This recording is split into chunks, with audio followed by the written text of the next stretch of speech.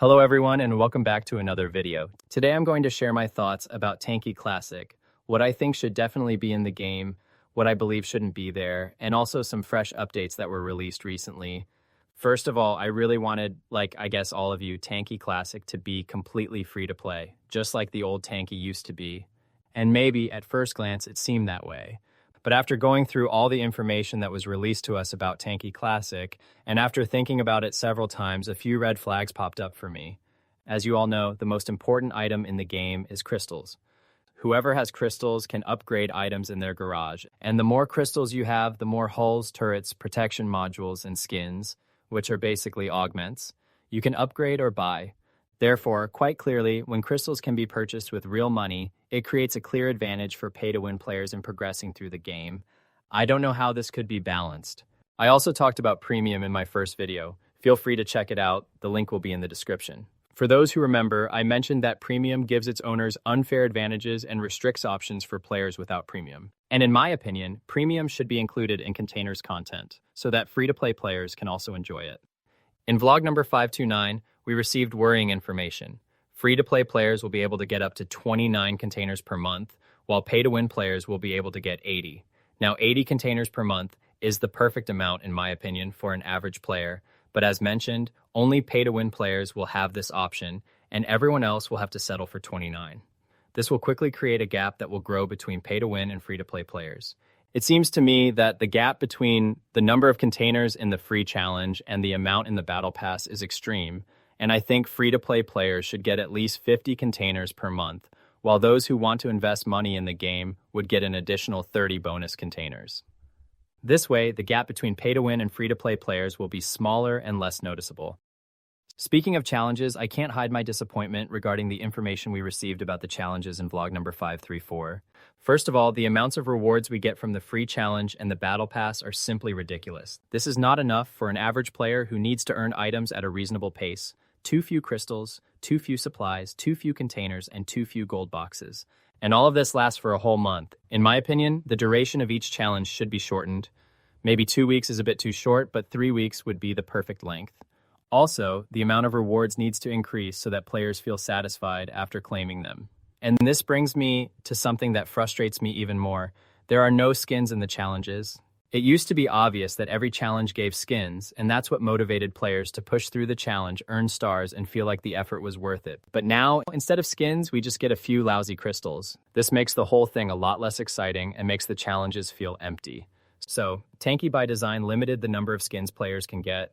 For free-to-play players, it's 1 skin every 6 months, and for pay-to-win players, it's 1 skin every 2.5 months, and that's after months of active play.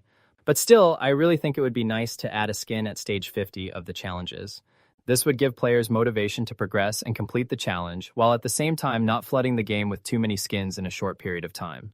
Not to mention that there's no shot effect, premium, rare colors, or anything else that made the old battle passes interesting and fun. Now, a few small details that I think shouldn't be in Tanki Classic. Let's start with the auto-aim, the one that lets you see if you're aiming at a specific tank by highlighting its outline in red or orange. This feels a bit too much like the current Tanki, and it would definitely reduce the feeling of old Tanki. I don't even know why I need to say this. I'm almost certain it won't be added to Classic, but I felt the same way about augments before vlog number 531. Another thing that would be unnecessary in Classic is the dead bodies that stay on the field for a few seconds before disappearing. In old Tanki, a dead body would stay for just 1 second, no more. But at some point, Tanki for some reason decided to extend this so that bodies would act as an obstacle for about 5 seconds. Pay attention to the fact that the tank's hull remains burning on the ground for a few seconds, making it difficult for others to drive past. Sounds epic, doesn't it? Needless to say, no one liked this change, and certainly not the change that came after, where bodies started to catch fire and block the field of vision. Therefore, I think dead bodies should remain in place for no more than 1 or 2 seconds. We want Classic to be as close as possible to old Tanki. Another thing, and this is really critical, is the need to reduce the unbearable number of players in each map.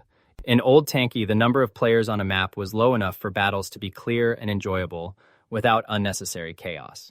In current Tanki, on the other hand, the map is flooded with players. You're surrounded from all directions, getting shot from different sides at the same time. It's hard to understand what's happening, and the whole experience turns into complete chaos. Classic needs to reduce the density of players on maps so that battles are clear and fun again, like in old Tanki. In vlog number 529, we got information about skins and their drop rates from containers, and that getting items from containers will be the alternative way to obtain valuable items. And by coincidence, we saw the void effect for Hammer. Now, we haven't received any information about shot effects so far, apart from this teaser here, and maybe we'll get more in the future. But I think shot effects would somewhat overshadow the feeling of old Tanki.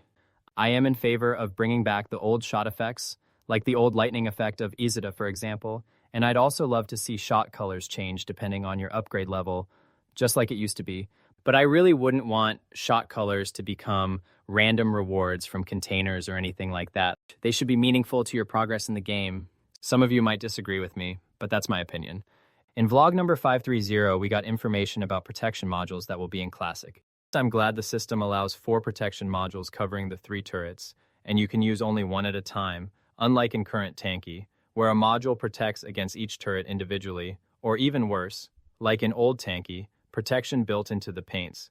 In vlog number 532, we got a bit of information about the garage. So, as you can see, we're getting back the classic and nostalgic garage, which we didn't really expect anything else. But while most of you probably just glanced at the garage in general, I focused on a small detail that caught my eye. If you look at this part of the screen, you can see something that looks like the old upgrade system, M0 to M3. But if we zoom in a little more, we actually discover that it's MK1 to MK4. Now this is something that has to be in Classic at all costs, the old M0 M3 system, with visual upgrades on your tank. So far, we haven't been told much about it, only that there won't be micro upgrades in Classic. It seems to me that the old M0 M3 system is an inseparable part of old Tanki, and under no circumstances should the MK system take over the game. What's worrying is that in vlog number 530, we could clearly see the old M0 M3 system, and now in vlog number 532, we see MK1, MK4. So does that mean this is the system that will enter the game? To make things worse, in the following vlog, number 533, we were told that a huge part of the work in Classic is finished, that in the previous vlog, the garage was still a bit messy, but now the weapons are in their place and displayed correctly, and the work of adding all turrets and hulls is completed. And again, you can see the MK1, MK4 system on the side. This is very worrying because it could mean this system will be added to the game. However, in vlog number 534, where we got information about challenges and supplies, we can again clearly see on the side M0, M3, which means that we might still get it in Classic, and I really hope so. Apart from that, I didn't really like the favorite button now being available for turrets and hulls, which feels a bit too much like current Tanki, but yeah, it's not really critical. In vlog number 534, where we got information about challenges, it was said that there won't be too many supplies in the rewards, and that battles won't be flooded with them. I don't know if this is a good thing or not. I think that the amount of supplies from challenge and mission rewards is way too small. But maybe in Tanki Classic it will be like in the old Tanki days, when supplies were rare and not everyone had enough to waste in battles. I'm also wondering about the duration of supplies. In old Tanki, before 2014, the duration was different depending on the source. If you activated it through the garage, supplies like boosted armor, boosted damage, or speed boost lasted 60 seconds, and you didn't have to wait between using one and the next. If you picked up a drop box, the same supply would last only 30 seconds. The 2014 Smart Cooldowns update changed the system. A cooldown was added between activating one supply and the next, which prevented players from using everything all at once. The duration has also changed, 45 seconds for all supplies, no matter if you used one from the garage or picked up a drop box. So it seems to me that this is exactly how it should be in Tanki Classic, 45 seconds per supply with smart cooldowns. We're being given the option to vote on this, so I really hope everyone remembers how unplayable the game was during the drugs era. Please vote for smart cooldowns. In vlog number 535, we got information about the maps that will be in Classic. There will be 3 categories. The first category is all the maps from matchmaking and pro battles in current Tanki Online, which will be on summer and winter theme variations, as usual. The second category is the old maps and their early variations that appeared in Tanki Online a long time ago but didn't exist for long. The third category is the maps that have never been released, but whispers could be heard. And the important bonus, most maps will get a legacy version. We want to give you the ability to make battles in old graphics with old textures. Without a doubt, this is the best news we've received about Classic. And this is exactly what I asked for in my previous video. I feel like Tanki actually listened and put what I wanted into Classic. Huge thanks to Tanki. This, in my opinion, contributes the most to Classic because the battlefield is the main part of the game, and it's by it that we judge whether Classic feels like old Tanki or not. When I made my previous video, I thought maybe we'd get a few old maps, and that's it. I never imagined we'd also get the old textures. Honestly, my expectations were extremely low, so actually getting all the old maps and all graphics to choose from, that's just insane. The only thing that worries me is that nothing was mentioned about evening, night, and most importantly, space. Or low gravity, whatever it will be called in Classic. I just hope these modes will be added to Classic because let's be honest, the space mode has to be in Classic at all costs. It's an inseparable part of Old Tanki. Honestly, I'm pretty sure it will be included, but I'd just like to get a bit more info on it, and the same goes for evening and night modes. I'm also wondering if premium players will be able to create Juggernaut battles in Tanki Classic. Imagine being able to play Juggernaut mode with the old graphics. A completely new experience that Tanki has never had before. It would be awesome. Let's move on to a completely different topic. Here's an idea I had that I think would add some fun and variety to the game. Everyone already knows which skins will be added, XT, Legacy, and Prime. But have you ever thought about what it would be like to get the old Firebird Demonic? This skin was added in 2018, and it's definitely not part of current Tanki.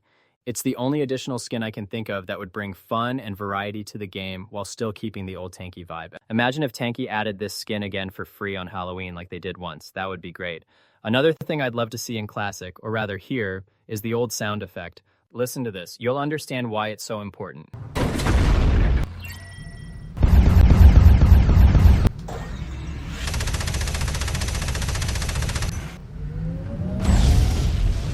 See what I mean?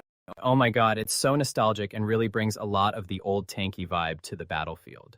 Now, let's finish with a wild idea I had that I think would add a lot of variety and fun. Of course, many will disagree with me, but this is just my opinion. Like everyone else, I was happy to hear that Scorpion, Tesla, Magnum, and Gauss are not coming to Classic. And yes, I'm telling you for sure that Gauss won't be added, because all these turrets encourage camping or add chaos to the game. But there's one more turret I think nobody has considered, Bonk. Now, I know, this turret was introduced in July 2021 and is definitely part of current Tanki. But it just feels so unique, and I believe that it's the only thing from current Tanki that actually should make it into Classic. Not as a permanent addition, of course. I'm talking about special game modes and events 2 or 3 times a year. I think this would add a lot to the game, while at the same time not bringing chaos or making it feel too much like current Tanki. So that's it for today. I really hope you enjoyed this video and got some new insights about Tanki Classic. If you liked this video, give it a like, share it, and of course don't forget to subscribe so you won't miss any future videos like this. I'd love to hear what you think in the comments below, and if you have any ideas or requests for upcoming videos, let me know. Thank you so much for watching, and I'll see you in the next video.